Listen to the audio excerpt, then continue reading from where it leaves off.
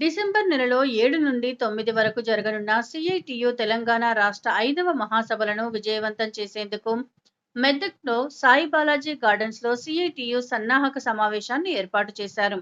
ఈ సమావేశానికి all India కార్మికుల సంఘం కోశాధికారి సాయిబాబా, సిఐటియు రాష్ట్ర అధ్యక్షులు చుక్కారాములు ముఖ్య అతిథులుగా పాల్గొన్నారు. దాదాపు 20 ఏళ్ల కింద ఒక జిల్లా వ్యాప్తమైనటువంటి పాదయాత్ర నిర్వహించాం. ఆ పాదయాత్ర అన్ని మండలాల గుండా ప్రయాణం చేసింది. అందుకని సిఐటి సంస్థ ఎర్రజెండా ఒక చిన్న శక్తిగా ఉన్నప్పటికీ కూడా ఈ జిల్లా అభివృద్ధిని కాంక్షించేటువంటి సంస్థ.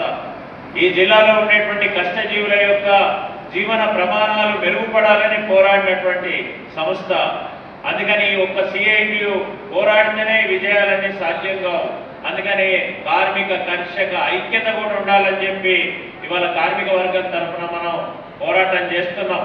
వ్యవసాయ కార్మికులు, రైతులు, యువజనులు, అన్ని తరగతుల ప్రజల యొక్క సమస్యలు కూడా తన సమస్యలుగానే భావించి సిఐటియు ఈ జిల్లాలో ఉద్యమాలు నిర్మించింది.